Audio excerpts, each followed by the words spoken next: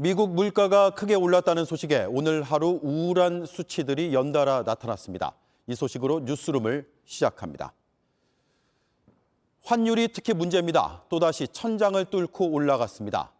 1달러를 쥐려면 이제 1,391원이 필요합니다. 2009년 금융위기 이후 처음입니다. 환율이 이렇게 오르면 수입하는 물건의 값도 비싸집니다.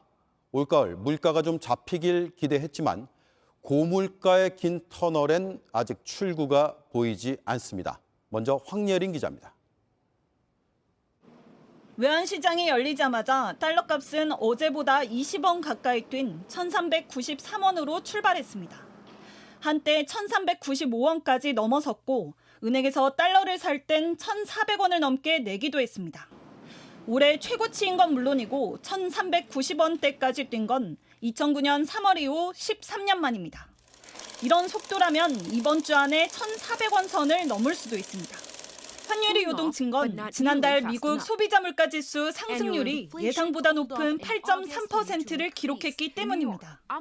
전문가 평균 전망치가 8%였기 때문에 금융시장에선 7%대로 떨어지길 기대하는 심리가 있었는데 뚜껑을 열자 실망감이 커진 겁니다. 물가를 꺾기 위해 다음 주 미국 연방준비제도가 기준금리를 0.75%포인트 올리는 자이언트 스텝이나 1%포인트 올리는 울트라 스텝을 할 거라고 본 겁니다. 이 때문에 미국 뉴욕 증시는 폭락했고 주식 대신 달러를 사려는 투자자가 늘면서 달러 값이 크게 뛰었습니다. 달러 값이 오르면 수입 물가가 오를 수밖에 없습니다. 환율과 기름값이 같이 뛰면서 우리나라 수입 물가 지수는 5월과 6월 두 달 연속 역대 최고치를 기록했습니다. 7월 들어 기름값 상승폭이 꺾인 효과로 주춤했지만 조만간 발표될 8월 수입 물가 지수는 불안합니다. 8월 이후 환율이 급등했기 때문입니다. 이제 환율이 너무 예상외로 빠르게 오르고 있고 또 동절기 원유 수요가 늘어나고 있다는 점을 고려하면은 좀 어렵지 않을까. 먹거리 물가는 여전히 고공행진을 하고 있어 서민들의 부담이 더 커질 가능성이 큽니다. JTBC 황예린입니다. 네, 이런 환율을 피부로 느낄 수 있는 곳 바로 마트일 겁니다. 수입 밀가루와 식용유 가격이 올라서 이미 추석 전후로 식품 가격 인상이 줄줄이 발표된 상태죠. 정 때문에 못 올린다는 얘기까지 나왔던 초코파이 값도 9년 만에 12% 오릅니다. 장바구니의 크기는 달라진 게 없는데 지갑은 얇아지고 있습니다. 오원석 기자입니다. 서울의 한 대형마트. 쇼핑을 나온 한 시민이 라면 값이 올랐는지 물어봅니다. 라면값 올랐습니까? 아직 안 올랐습니다. 감사합니다. 네. 하나 더 가져가야 돼요. 네네네. 국내 1위 라면 회사인 농심이 내일부터 라면 가격을 평균 11% 올린다는 소식에 미리 사려는 소비자가 적지 않았습니다. 팔도도 다음 달 10% 수준의 인상을 예고했습니다. 오리온은 초코파이 가격을 9년 만에 12% 넘게 올리기로 했습니다.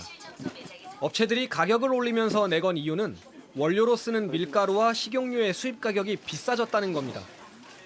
식품업체들은 통상 3에서 6개월 단위로 환율을 반영하는데 이 때문에 내년 상반기까지 업체들이 돌아가며 식품 가격을 올릴 수 있다는 우려마저 나옵니다.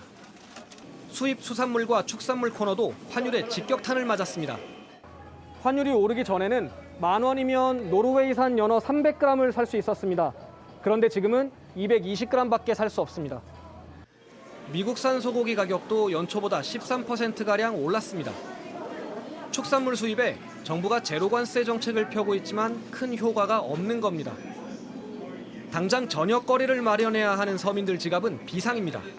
기름, 휴지, 세제 가격들이 30% 이상 더 오른 것 같아요. 임금은 그대로 동결인 상태인데 너무 많이 올라서 마치 임금이 삭감된 것 같은 느낌도 들고. 뉴스에 밀가루 가격도 오르고 전쟁 때문에 많이 오른다 그래서 일부러 사러 나왔습니다, 라면을.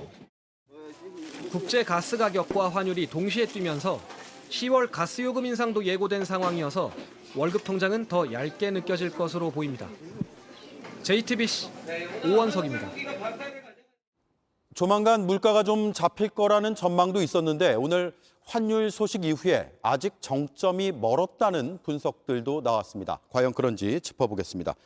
자, 김동훈 기자, 먼저 물가가 올라서 미국에서는 기준금리를 올릴 수밖에 없을 것 같습니다. 그것도 큰 폭으로요.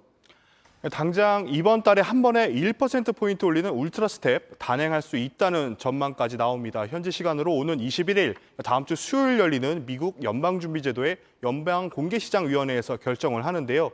미 연준은 지난 6월과 7월 잇따라 0.75%포인트를 올리는 자이언트 스텝을 두 차례 단행을 했습니다. 다음 주에 0.75%포인트를 올리는 자이언트 스텝이나 1%포인트를 올리는 울트라 스텝을 밟으면 미국 기준금리는 상단 기준으로 3.5%까지 오를 수 있습니다. 이 점도표라 부르는 미국 연준의 기준금리 전망치가 있습니다. 지난 6월에 전망을 한 올 연말 기준금리가 3.4% 정도였는데 석 달 앞선 이번 달에 그걸 넘을 수 있다는 겁니다. 네. 결국 21일 나올 기준금리 전망치를 봐야 하는데요. 꺾이지 않는 물가를 잡으려면 4%에서 4.5%로 기준금리 전망치를 올릴 수 있다는 분석이 나옵니다. 이럴 경우 이번 달 이후에도 연말까지 자이언트 스텝이나 울트라 스텝을 더 밟을 수도 있습니다. 네, 상당히 많이 오를 것으로 예상이 되는데 문제는 우리의 입장입니다. 그러면 환율이 또 높아지고 오르고 물가의 부담도 덩달아 커지는 거 아닙니까? 그렇습니다. 오늘 달러 값은 장중 한때 1,395.5원까지 올라서 1,400원 돌파, 시간 문제로 보입니다. 다음 달 12일 금융통화위원회를 앞둔 한국은행의 고민이 커지고 있습니다. 미국이 기준금리를 크게 올려서 한미 간 금리가 역전되면 외국인 자금이 빠져나가서 달러 값이 더 뛸 수밖에 없기 때문입니다. 이를 막기 위해 한은이 기준금리를 0.5%포인트 인상하는 빅스텝을 밟을 가능성도 점쳐집니다. 네. 자, 그렇다면 9월에서 10월쯤에 물가가 정점을 찍고 내려올 수도 있다라는 정부의 예측은 빗나간 겁니까?